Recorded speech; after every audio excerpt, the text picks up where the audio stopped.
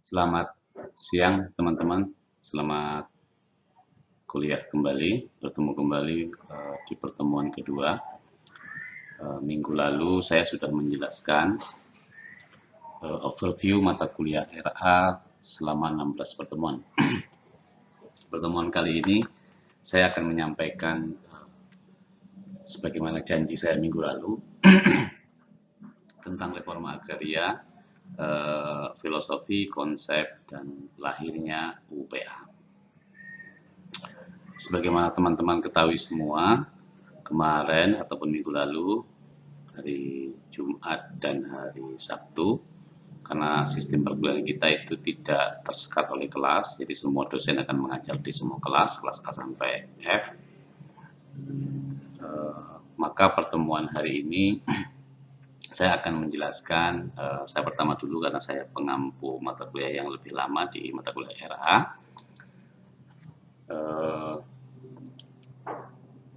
Saya akan membuat lebih detail, tetapi ini mungkin sedikit membosankan, tetapi harus saya sampaikan terkait tentang kenapa ada gagasan dari negara atau pemerintah tentang reforma agraria. Bahkan sejak beberapa tahun terakhir menjadi program strategis nasional. Sangat panjang materinya, tetapi akan saya ringkas di bawah 30 menit. Semoga bisa. Ini isu yang harus saya jelaskan. Nanti Anda bisa menangkap sendiri tanpa saya katakan ini adalah konsep dan filosofi RA, tetapi dengan penjelasan singkat saya, harapannya Anda bisa memahami, oh ini toh ide lahirnya di balik semua ada tentang land reform, ada reforma agraria. Yang akan saya jelaskan di dalam ini dua dulu, yang khusus land reform mungkin minggu depannya. Sekarang saya akan menjelaskan konsep dan filosofi LR atau land reform. Yang bagian kedua bicara tentang sejarah lahirnya UPA yang kemudian melahirkan kebijakan land reform yang sekarang kita mengenalnya dengan reforma agraria. Sebenarnya kata land reform dengan reforma agraria itu tidak memiliki perbedaan. Di dalam UPA itu tidak ada kata land reform, adanya adalah agrarian reform. Tetapi dalam praktik perkembangan zaman, kemudian RA dimaknai lebih luas dibandingkan land reform. Kalau land reform itu dulu fokusnya pada redis, sementara reforma agraria redis dan akses. Itu di Indonesia dikembangkan oleh Jayawinoto. Oke, kenapa saya bilang agak sedikit membosankan mungkin bagi teman-teman yang tidak suka sejarah, karena terpaksa saya harus menjelaskan tentang sejarah, tapi singkat, karena kalau teman-teman yang tertarik silahkan baca buku-buku referensi terkait ini di dalam list minggu lalu sudah saya sampaikan, termasuk mungkin tambahan salah satunya adalah bukunya Rick Lev tentang History of Modern Indonesia. Saya tidak tahu terjemahan terakhir sudah terbit atau belum, karena ini sudah cukup lama bukunya dan selalu diperbaharui. Terakhir studinya Rick Lev itu bicara tentang sejarah modern Indonesia sampai tahun 2004. Oke, ngomongin land reform tidak ujuk-ujuk datang, tidak secara tiba-tiba hadir di Indonesia. Ada perjalanan panjang yang namanya sejarah. Maka dari itu saya tidak akan menarik sampai VOC terlalu jauh. Tetapi kita mengenal, perlu Anda tahu tentang beberapa hal atau istilah yang muncul hingga hari ini yang sudah ada ataupun diciptakan oleh para kolonialis. Yang pertama tentu sejak tahun 1811 ketika Raffles datang di Indonesia, Thomas Raffles. Raffles adalah orang pertama yang menerapkan sistem pemungutan pajak secara paksa di Indonesia. Dan juga dia mengenalkan kerja rodi. Dari Raffles kita juga mengenal apa yang disebut dengan Egendom Kadaster dan Fiskal Kadaster. Egendom Kadaster itu sudah sangat lazim di mata kuliah hukum agraria, Anda pasti akan ketemu. Tapi kalau fiskal kadaster itu tidak lazim dan jarang ditemui. Bahkan saya menemukan kata ini dari Prof. Budi Harsono di dalam jurnal Land Reform tahun 54. Apa bedanya bagi dia pada periode setelah UUPA lahir? Dia mengatakan pendaftaran tanah sebagaimana pasal 19 UUPA itu membutuhkan ketelitian dan kehati-hatian karena dia menyangkut terkait hak. Oleh karena itu kalau sudah bicara hak, karena dia dilindungi oleh undang-undang, orang harus hati-hati. Mengukurnya harus benar, tata batasnya harus benar, berita acaranya harus benar. Semua perintah di dalam PP 1 tahun 1960, PP 10 1961 harus dijalankan secara rigid dan detail. Kemudian kita akan setelah PP 10 kita lahir PP 24 97. Agendum kadaster itu pada periode itu memang setelah UUPA lahir dia tidak bisa dijalankan secara maksimal. Karena apa? Terkait SDM. Jadi tidak banyak pada periode itu orang yang punya keahlian untuk mengukur.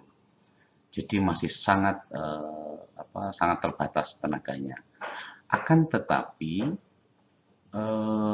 persoalan pajak, karena Raffles sudah mengenalkan jauh sebelum Indonesia merdeka, kita harus tetap memungut pajak. Oleh karena itu, Anda kalau melihat di kantor pertanahan terutama teman-teman yang alumni D1 mungkin pernah melihat tanpa ada sertifikat, tanpa ada bukti apapun, tetapi tanah-tanah yang dikuasai di atasnya dimanfaatkan oleh masyarakat itu tetap harus membayar pajak atau PBB. Itulah konsep yang oleh Prof. Budi Harsono almarhum disebut fiskal kadaster. Jadi sebenarnya itu hanya bukti saja, bukan bukti otentik tentang hak atas tanah ataupun keterangan tanah ataupun bukti apapun yang terkait dengan tanah. Itu pajak dipungut karena dia memanfaatkan tanah yang dia duduki atau dia kuasai. Kalau persoalan hak itu larinya ke agendum kadaster. Itu sudah dikenalkan oleh Raffles 1811. Itu tafsirnya. Yang fiskal kadaster sekali lagi ya, ini tafsirnya Prof. Budi Harsono. Bahkan saya mencari-cari, Bu Maria tidak pernah menyebutkan kata ini. Beberapa pakar agraria lain tidak pernah menyebutkan tentang fiskal kadaster. Mungkin saja di Departemen Keuangan karya-karya lama ada menyebut ini, tapi saya memang tidak belum menemukan. Oke, berikutnya adalah tentang setelah Inggris keluar dari Indonesia atau Hindia Belanda, Belanda kemudian berkuasa lagi di Indonesia. Setelah mereka berkuasa, Inggris sudah pergi, mereka sangat kuat dan menerapkan berbagai macam politik kolonial di Indonesia, di Hindia Belanda. Hal yang paling berkesan bagi orang Indonesia karena menimbulkan banyak korban. Kita mengenalnya kalau di dalam SMA, di SMA Anda pasti pernah belajar apa yang disebut dengan tanam paksa. Tanam paksa itu sebuah program yang menimbulkan korban banyak sekali. Karena apa? Karena memang semua orang yang memiliki tanah, menguasai tanah itu harus menyisihkan 20% ataupun 1/5 dari tanah yang dimilikinya untuk ditanami tanaman ekspor, tanaman global, tanaman yang dikirim ke Belanda, dikirim ke Eropa. Termasuk salah satunya ada kopi, ada cengkeh. Pokoknya tanaman-tanaman rempah terutama yang itu mahal harganya di Eropa. 20% ini bagaimana caranya masyarakat harus menanam di tanah mereka sendiri. Ada orang Belanda melibatkan banyak sekali masyarakatnya yang suruh pergi ke Hindia Belanda untuk menjadi mandor. Mereka keliling mengawasi masyarakat. Kalau masyarakat tidak mengerjakan akan dipukul dan dihajar. Mereka sudah bawa pecut keliling ke desa seperti polisi. Karena memang mereka dibayar untuk melakukan itu oleh pemerintah kolonial. Jadi sistem tanam paksa itu memang sejarah paling kelam di Hindia Belanda selain eksploitasi di bidang tambang. Nanti juga ada bagian tambang. Berikutnya setelah tanam paksa, saya lewati saja tentang tembakau di Hindia Belanda. Jadi Indonesia itu khususnya Sumatera Utara, Delhi itu dulu bagian dari Riau. Tapi sekarang sejak Indonesia merdeka, dia menjadi wilayah Sumatera Utara, Sumatera Timur. Delhi itu adalah salah satu penghasil tembakau terbaik di dunia. Tembakaunya diekspor, digunakan untuk rokok-rokok kelas elit lah, yang satu batang harganya 1.500.000 gitu. Nah, itu salah satunya adalah tembakau dari Delhi, selain tembakau dari Meksiko dan beberapa negara Amerika Latin juga punya tembakau-tembakau istimewa. Tapi yang pasti salah satu tembakau terbaik itu dari Delhi, Sumatera Utara. Sekilas saja sejarah perjalanan panjang, apakah tanam paksa pembangunan tobacco ini tidak ataupun ini menyebabkan banyak sekali korban? Iya, jawabannya iya. Kalau Anda baca Menjinakkan Sang Kuli, ada sebuah buku judulnya Menjinakkan Sang Kuli, itu adalah cerita kelam tentang bagaimana orang-orang yang bekerja sebagai buruh di Sumatera Timur. Mereka dikandang seperti babi, rumah-rumahnya hanya dipagari kayu, kemudian digembok dari luar, tidurnya di tanah, dan mereka-mereka ini yang bekerja di tembakau di Delhi. Dan sejarah panjang ini Anda bisa baca, silahkan baca buku sejarah yang kayak novel sejarah, tapi kayak novel, isinya sangat menarik, judulnya Menjinakkan Sang Kuli. Ini cerita tentang kekejaman pemerintah kolonial di Hindia Belanda terkait tentang perkebunan, tentang agraria, pertanian, dan segala macam. Itu tidak berhenti, kemudian muncul persoalan yang lebih serius saat Hindia Belanda ingin membangun jalur kereta api sepanjang Jawa, dari mulai Banyuwangi sampai Batavia. Ini peristiwa ini juga naas sekali bagi nenek moyang kita dulu.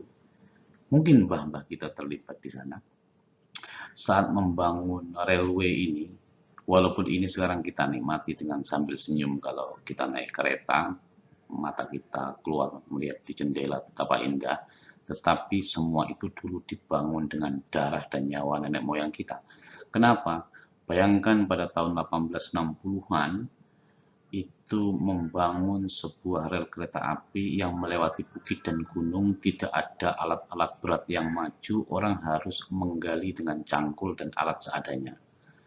Dan mereka harus bekerja dengan cara cambuk. Kalau mereka malas-malas, ya dipukulnya dengan rantai. Dan itu dikawal dan mereka tidak bisa lari. Kalau Anda baca bukunya Pramudia Anantatur, judulnya Sekali Peristiwa di Banten Selatan, itu menggambarkan kisah betapa ribuan orang meninggal karena membangun railway. Jadi kalau kita naik kereta api, kita memang harus sadar bahwa di yang kereta api yang kita lewati itu sepanjang di Jawa ini, Batavia sampai Banyuwangi, itu darah, keringat, dan air mata serta nyawa nenek moyang kita dihabiskan di situ, bahkan menjadi korban di mana-mana. Oke, setelah pemerintah kolonial sukses membangun railway di Jawa, itulah problem besar yang paling serius di dalam bidang agraria kemudian muncul. Apa itu? Pemerintah kolonial Belanda atas desakan pemerintah di Belanda ingin membuka perusahaan-perusahaan swasta untuk berinvestasi di Hindia Belanda, karena perusahaan-perusahaan Belanda yang ada, perusahaan kerajaan Belanda di Jawa khususnya, dan beberapa di bagian Sumatera dan Kalimantan dan Sulawesi, itu mengalami kekurangan modal. lalu didoronglah agar membuat aturan hukum. Lalu lahirlah 1870 Agrarian Law. Ini kita sering mendengar atau sering membaca Agrarische Wet, semacam buku suci tentang hukum agraria kolonial. Sejak lahirnya Agrarische Wet inilah, ya kalau sekarang UPA gitu ya, kemudian pemerintah kolonial Belanda membuka investasi secara bebas. Kita menyebutnya adalah politik liberal pada 1870. Sebenarnya politik liberal itu sudah dimulai sejak 1830, tetapi tidak ada dasar hukum sehingga tidak banyak perusahaan-perusahaan Eropa yang masuk ke Hindia Belanda. Dan untuk berinvestasi, membangun perusahaan itu tidak banyak. Tapi pasca 1870, kemudian berbondong-bondong perusahaan datang ke Hindia Belanda. Perusahaan datang ke Hindia Belanda, persoalan baru muncul. Nanti Anda akan tahu bagaimana tanah-tanah yang dikuasai secara luas itu dimiliki oleh 1-2 orang akibat dari politik liberal ini. Oke, 1870 berlangsung sangat sukses, Belanda kaya raya sehingga kota Amsterdam itu bisa dibendung di bawah laut. Salah satunya adalah mengeruk kekayaan dari Hindia Belanda. Ini ngomongin sejarah ya, bukan ngomongin kebencian, tidak ada hubungannya. Ini ngomongin cerita tentang sejarah, bahwa kekayaan Belanda itu salah satunya berhasil membangun kota Amsterdam yang ada di bawah laut itu. Ya salah satu sumbernya kekayaannya dari Indonesia. Oke, berhenti sampai di situ. Sama 1870 sampai 1890-an itu problem yang sangat besar terjadi di Belanda sendiri. Apa itu? Adalah perlawanan orang-orang kiri Belanda terhadap kerajaan dan parlemen. Mereka protes karena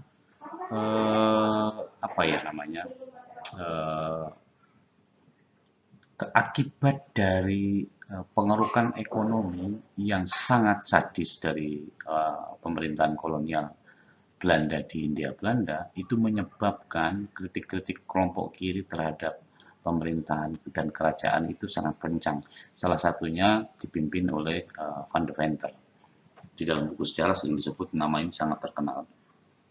Maka tuntutan mereka salah satunya adalah ditulis di dalam sebuah koran di Belanda, judulnya adalah Hutang Kehormatan. Unrechtshuld, hutang kehormatan. Jadi mereka menganggap apa yang dilakukan oleh Belanda di Hindia Belanda, di Indonesia, itu adalah sebuah hutang yang sangat serius dan harus dibayar. Lalu pemerintah kolonial Belanda itu terketuk hatinya membuatlah yang namanya politik etis. Anda tahu kalau politik etis itu salah satu yang dikenal baik itu adalah edukasi, irigasi, dan imigrasi. Jadi salah satunya mengirimkan orang-orang terbaik Indonesia untuk belajar di Belanda, kemudian membangun irigasi untuk pertanian-pertanian orang-orang pribumi. Edukasi itu juga termasuk membangun sekolah rakyat, SR dulu, dan beberapa orang Hindia Belanda yang kelasnya agak tinggi boleh sekolah di sekolah Belanda dengan syarat bisa bahasa Belanda dan segala macamnya. Itu akibat kritik Van de Venter dan kawan-kawan di Belanda yang menuntut agar pemerintah Belanda itu balas budi. Karena dianggapnya apa yang sudah diambil sekian puluh tahun di Hindia Belanda itu sebagai hutang kehormatan. Anda tahu sejak 1800 sampai 1900 itu Indonesia itu nyaris tidak pernah melakukan perlawanan yang sangat serius.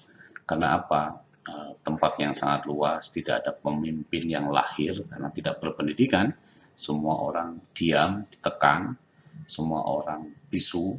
Tetapi sejak 1890-an akhir mulai geliat-geliat perlawanan itu ditunjukkan, terutama setelah muncul sebuah organisasi Serikat Dagang Islam SDI. Kemudian 1908 juga muncul Budi Utomo.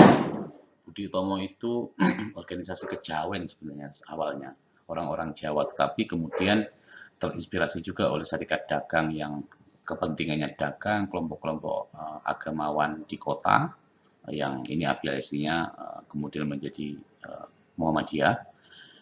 Kemudian juga lahir 1912 SI di bawah pimpinan Cokro Aminoto. Sejak 1900-an ini dipimpin oleh Cokro, ada Soekarno, ada Budi Utomo dan Ki Hajar Dewantara, itu muncul perlawanan-perlawanan. Kita menyebutnya periode periode pergerakan. 1900 di dalam sejarah dikenal dengan periode pergerakan. Pergerakannya artinya mulai mengorganisir diri, mulai membangun sistem pendidikan, mulai menata masyarakatnya, ekonomi, dan membuat perlawanan. Dan betul sejak peristiwa politik etis itu memang kemudian Indonesia banyak yang sekolah, orang-orang Indonesia, orang India Belanda, yang kemudian mereka terdidik, dan terdidik itu kemudian bisa melawan pemerintah kolonial. Apalagi dipicu dengan munculnya kelompok kiri di Indonesia akibat pengaruh dari Uni Soviet, komunis, SI itu Syarikat Islam yang dibentuk pada tahun 2012 kemudian pecah menjadi SI Merah dan SI Putih.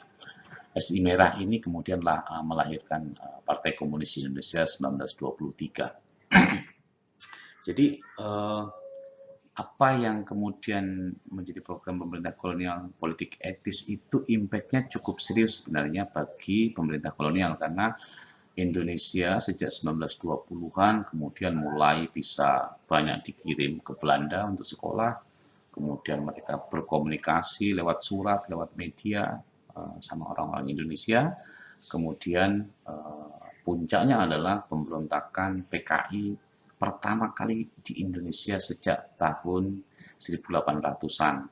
Kalau dulu sering ada pemberontakan yang sifatnya kelompok-kelompok agamawan menentang pemerintah kolonial. Anda tahu misal kayak pemberontakan di Ponorogo habis maghrib 1825. Kan kalau ditanya di Ponorogo kapan perang habis maghrib 1825.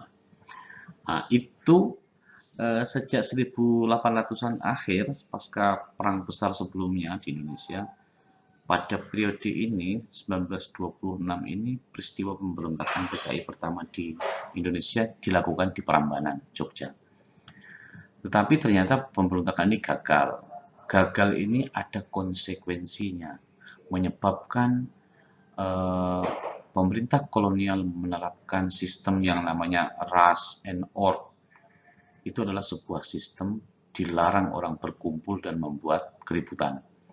SI yang sebelumnya selalu bikin kelompok-kelompok pertemuan besar, akbar, pidato, dan segala macam, kemudian dilarang.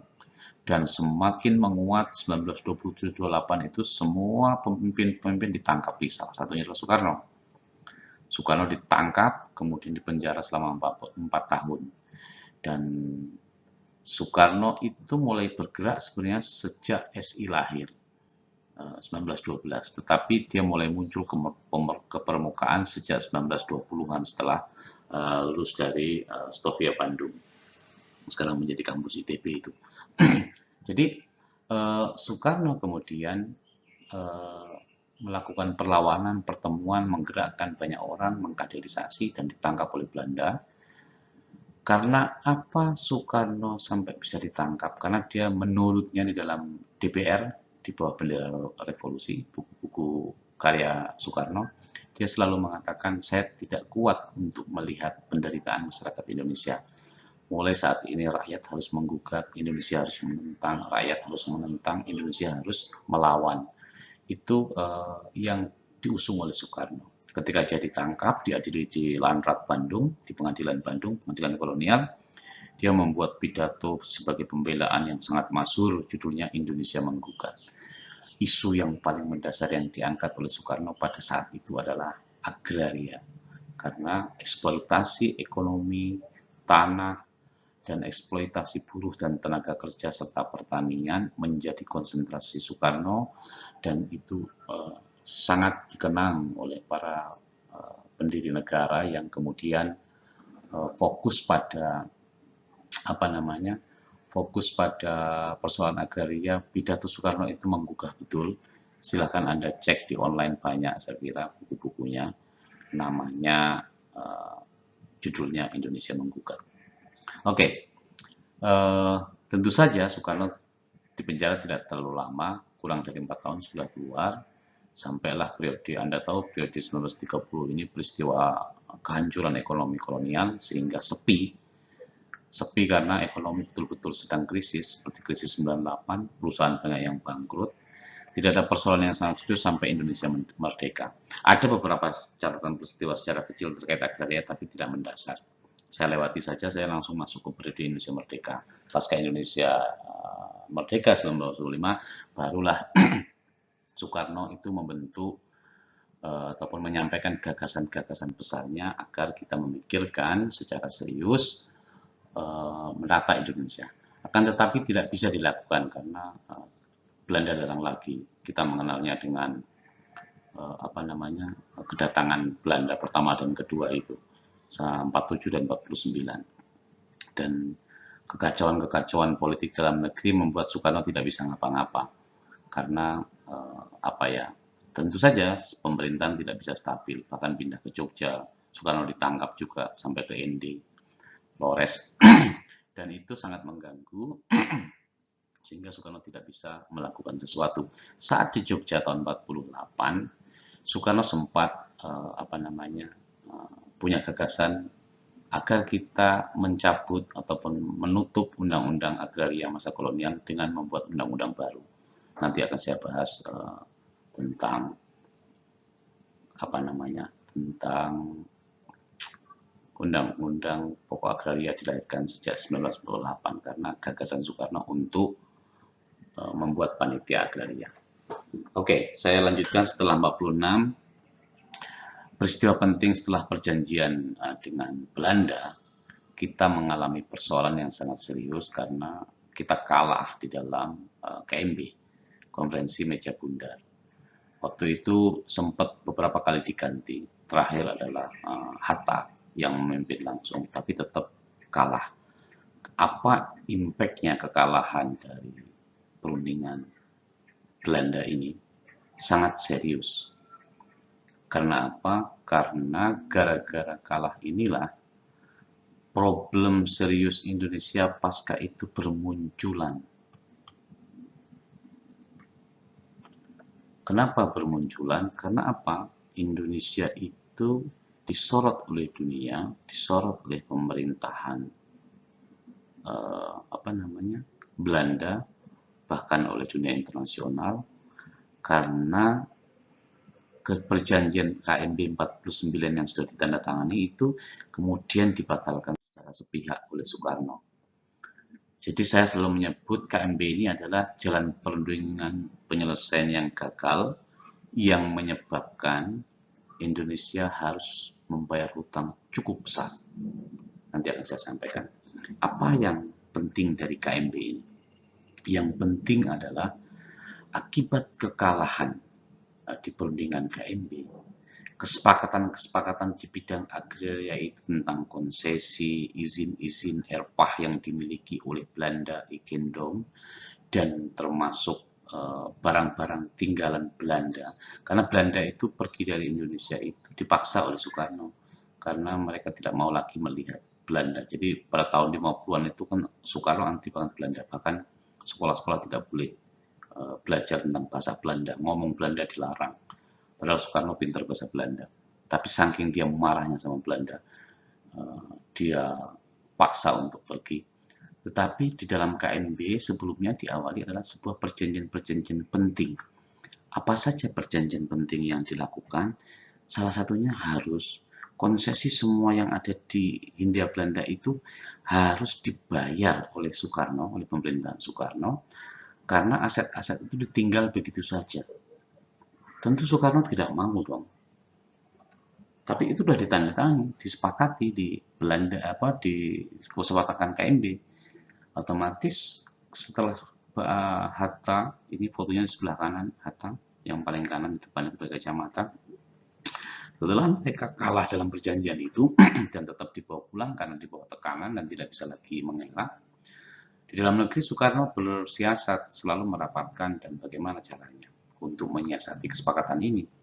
Karena tidak mau dong Indonesia harus membayar semua perusahaan-perusahaan yang ditinggalkan.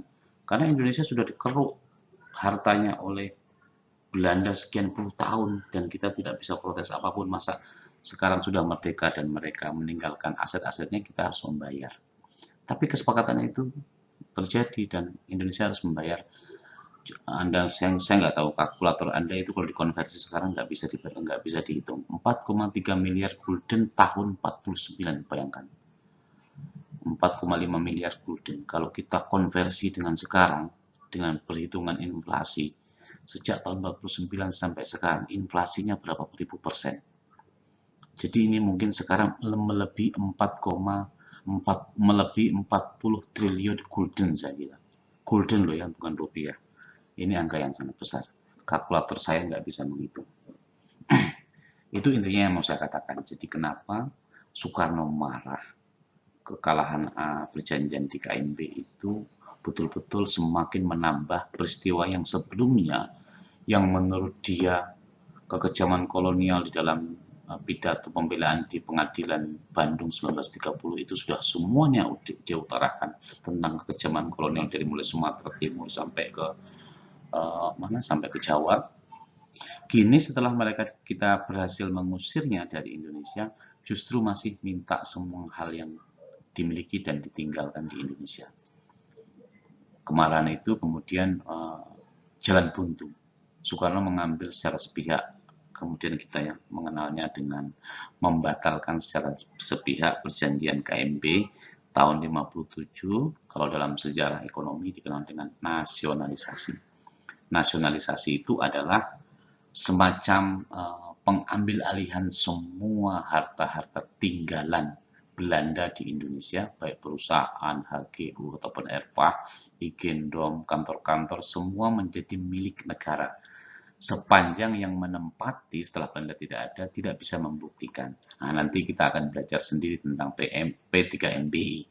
Karena harta-harta peninggalan kolonial itu dibedakan di dalam beberapa hal. Kita bicara yang besar-besar saja tentang HGU atau ERPA, Igendom skala besar, hak guna, hak bangunan dan segala macamnya. Itu perjanjian itu kemudian setelah dibatalkan, apakah tidak ada buntutnya? Ada. Belanda pada akhirnya di dalam pertemuan berikutnya setelah tahun 57 itu mengakui semua yang diambil alih oleh Soekarno. Dia membolehkan tetapi tetap harus membayar 4,3 miliar gulden. Dan itu selesai, kalau nggak keliru, hutang itu selesai dibayarkan oleh Indonesia pada tahun 1998. Kalau nggak keliru, makanya begitu, nanti dicek ya. Hutang itu baru selesai dibayar sepanjang hampir 55 tahun ya, hampir 50 tahun.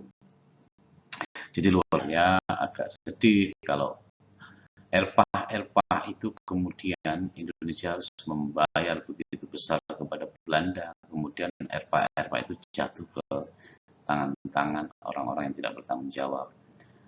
Diberikan kepada, ada yang lari ke militer, ada yang lari ke perusahaan-perusahaan tertentu yang menguasai.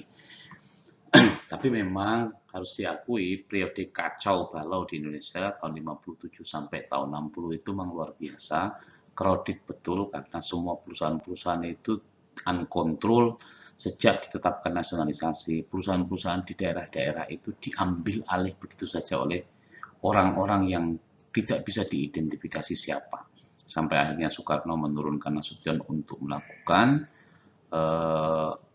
semacam membuat aman.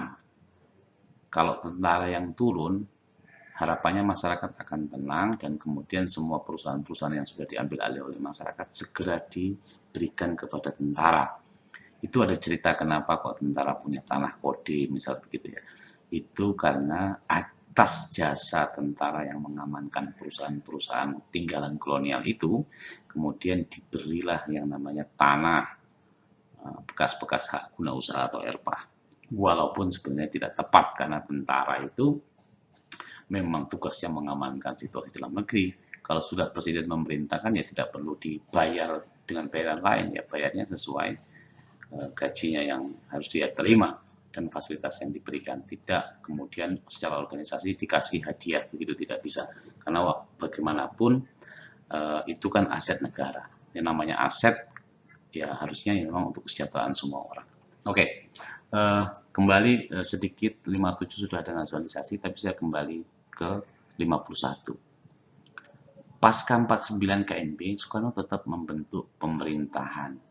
Pemerintah yang dibentuk oleh Soekarno itu pertama kali ada kata Menteri Urusan Agraria, itu tahun 51 sampai 52. Siapa Menteri Agraria pertama? Gondokusumo. Apakah punya kantor? Tidak jelas. Sampai sekarang tidak ada data yang bisa saya temukan. Saya menulis buku tentang dari sejarah tentang kelembagaan ini cukup panjang sampai tahun 65, tapi tidak berhasil menemukan serpian-serpian di mana kantor agraria pertama. Saya tidak menemukan. Di Sisinga itu bukan. Kemudian tahun 52 akhir sampai tahun 55 awal itu Kementerian Agraria tidak ada, hilang. Soekarno tidak mengangkat Menteri Agraria karena tidak ada kerjaannya sebelumnya. Bagaimana Menteri Agraria mau kerja? Karena situasinya memang tidak begitu nyaman untuk bekerja.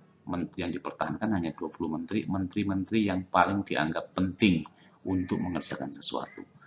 Tetapi Soekarno kemudian sadar tahun 55 kalau kita tidak membentuk Kementerian Agraria, kapan kita bisa menyelesaikan naskah undang-undang yang harus dibuat, yang kemudian akhirnya UPA itu. Lalu dibentuk lagi lah Menteri tahun 55 dan kemudian dijalankan lagi ke Panitiaan Agraria. Kemudian Soekarno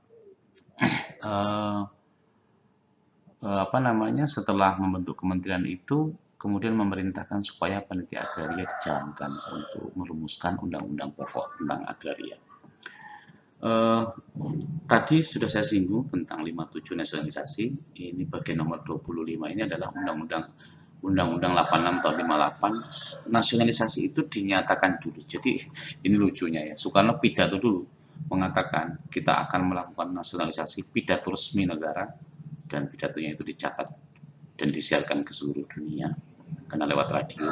Tapi kemudian Soekarno baru menciptakan undang-undang tentang nasionalisasi tahun 58. Jadi aneh. Jadi ngomong dulu sebagai kebijakan langsung diambil alih semua harta milik Belanda, tapi belum ada dasar hukumnya.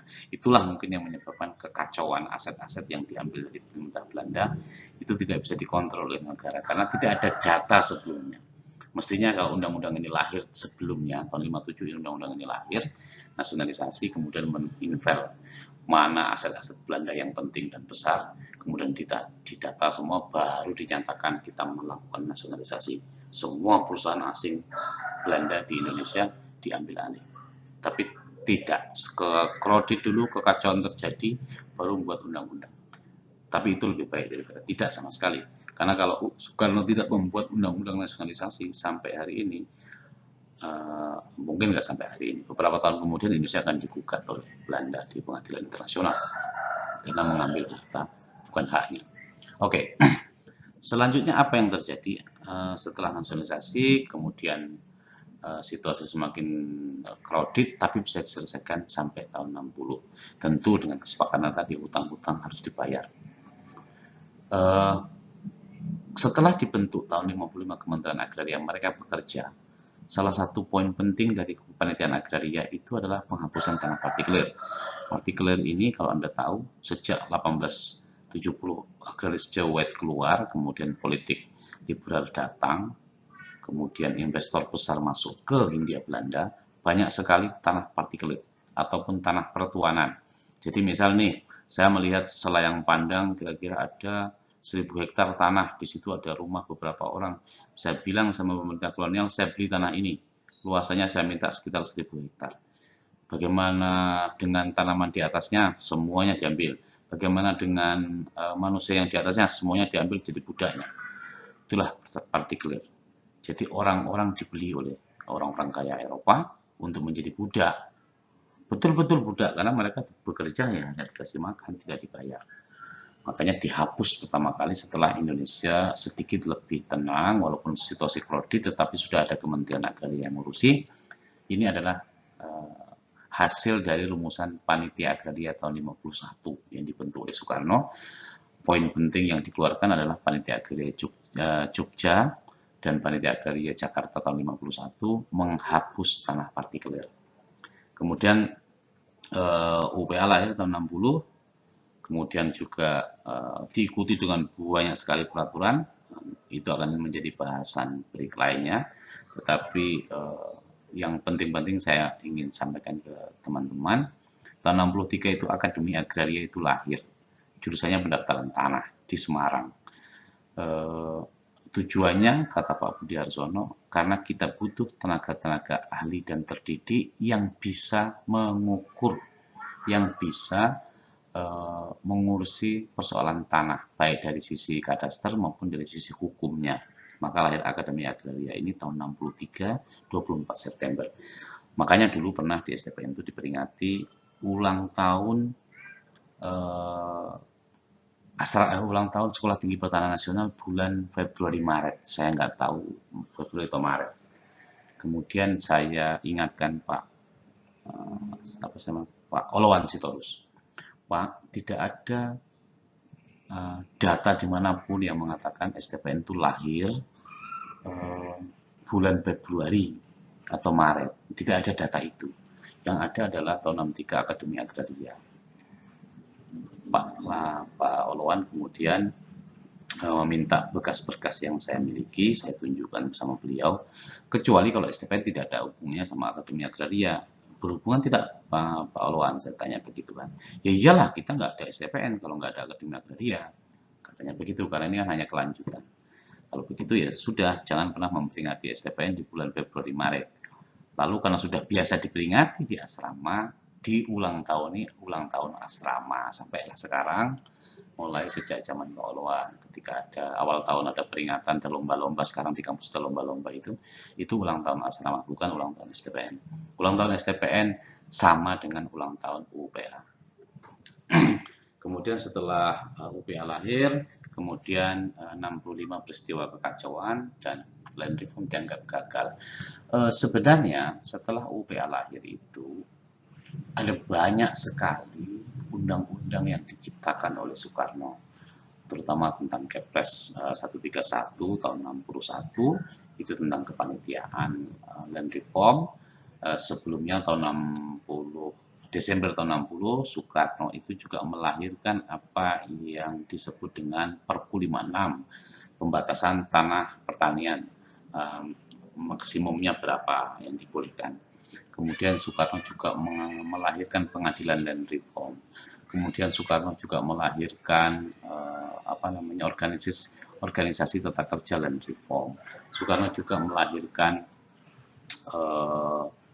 aturan-aturan yang semacam yayasan itu, yayasan land reform itu yayasan pendanaan land reform. Jadi sejak tahun 60 akhir itu sudah beberapa yang muncul, terutama Desember itu sudah muncul undang-undang terkait keluasan maksimum tanah pertanian.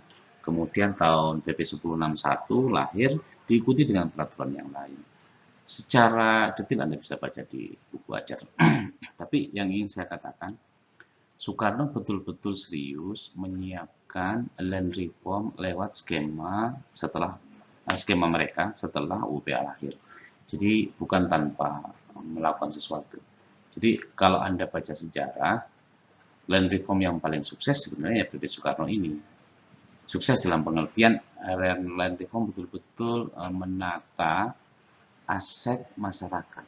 Karena dulu ada yayasan pendanaan, begitu ada tanah absente diambil alih, didanai oleh yayasan land reform. Begitu ada kelebihan maksimum diambil alih, didanai oleh land reform.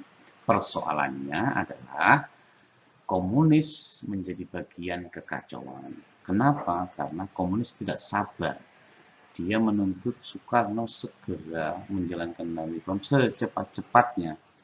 Karena apa? Karena dianggap rakyat sudah butuh tanah, rakyat lapar, dan banyak dianggap keterlambatan sehingga mereka protes sana sini, terjadilah peristiwa jengkol di Kediri, terjadi peristiwa apa namanya pembantaian, bukan pembantaian sih, semacam ya perkelahian massal yang menyebabkan beberapa korban karena kiai-kiai orang kaya itu tanahnya diambil oleh orang kiri, didistribusikan secara langsung kepada orang-orang yang tidak punya tanah.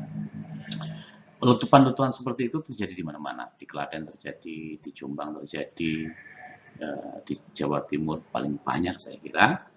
Dan saya tahu persis di beberapa tempat memang pengambil alihannya memang secara paksa. Ada problem sih di dalam konteks pemahaman. Jadi saya ingin menambahkan sedikit begini. Kenapa kok kiai-kiai di desa itu banyak tanahnya? Tidak gebiah-uyah langsung kiai mengkolek tanah, bukan. Tetapi problemnya adalah kiai-kiai ini banyak mengasuh santri, santri belajar di dalam itu gratis, tidak bayar.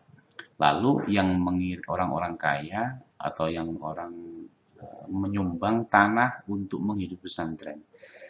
Santri-santri yang datang ke pesantren tidak bayar tadi, kalau pagi mereka kerja di ladang, bertani. Kemudian sampai siang, baru setelah itu mandi dan makan siang, mereka kemudian belajar sampai malam hari. Begitu dan seterusnya.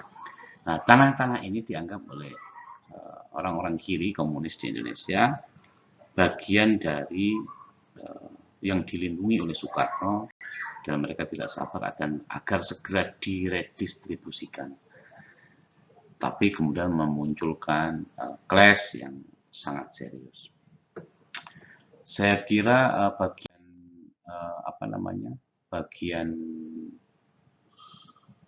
sejarah panjang konsep dan filosofi reforma agraria Anda bisa tangkap dari situ apa yang saya maksudkan konsep dan filosofi.